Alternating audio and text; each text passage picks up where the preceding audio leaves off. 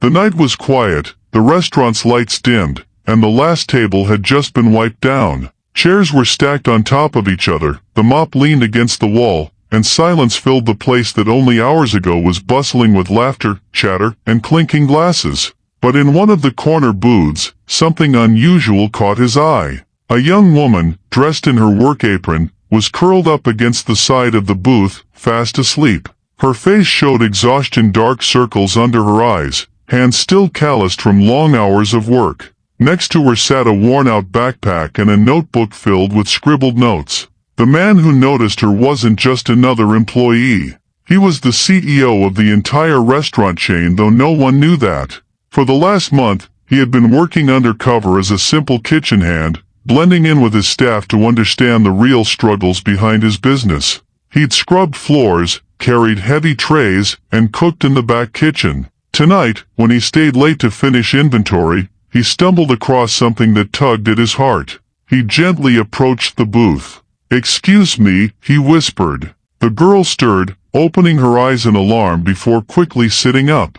"I am so sorry," she blurted out, brushing her messy hair out of her face. "I didn't mean to fall asleep here. I'll leave right away." Her cheeks flushed with embarrassment, but he raised his hand calmly. "It's okay. You look exhausted. Are you all right?" She hesitated, gripping the strap of her backpack tightly, as if it held her entire life. I didn't want to bother anyone. I didn't have anywhere else to go tonight." The shelter was full again. Those words hit him like a punch. The CEO, a man worth millions, had grown accustomed to boardrooms and luxury, but nothing prepared him for this: an employee, homeless, sleeping in his restaurant booth after a double shift. "Why didn't you tell anyone?" he asked softly. She gave a tired laugh, one that carried more pain than humor. "Because people already think I'm weak. This is my third job. I'm trying to save enough to pay for classes and maybe get a small apartment. But sometimes," her voice cracked, "sometimes it feels like no matter how hard I work, it's never enough." The man sat across from her, silent for a moment.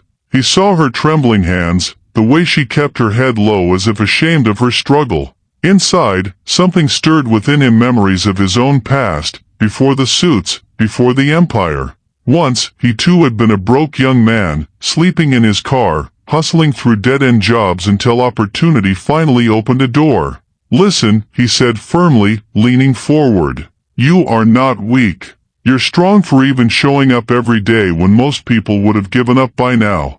Tears welled in her eyes, but she quickly brushed them away. The next morning, things began to change. The undercover CEO made it his mission to quietly observe her. He saw how she always picked up extra shifts when others quit, how she treated rude customers with patience, how she'd share her tips with the dishwasher who couldn't afford bus fare. She wasn't just hard-working, she was selfless. Finally, he couldn't stay silent. At the end of the week, he gathered the staff for what they thought was just a routine meeting. The young waitress stood in the corner, clutching her apron nervously. Then he stepped forward, his voice steady. "There's something I haven't told you all," he began. "I'm not just another kitchen hand. I'm the CEO of this company." Gasps filled the room. The waitress froze, her eyes wide with shock. He looked straight at her.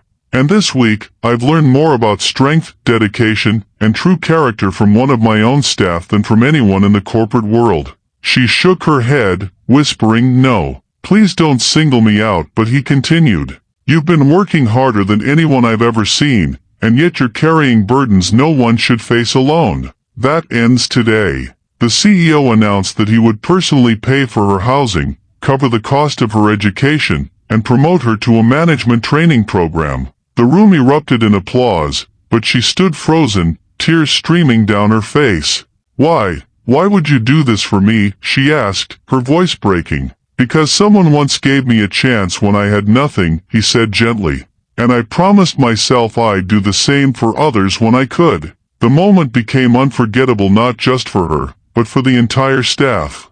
In a world where people often feel unseen, an act of compassion changed everything. Months later, she had her own apartment, was studying part-time, and was on track to becoming one of the youngest managers in the company. She still remembered the night she fell asleep in that booth, thinking her life was falling apart. But instead, it was the night her entire future began. And the CEO? He learned that the true wealth of a business isn't in profits or expansion, but in the lives it touches along the way.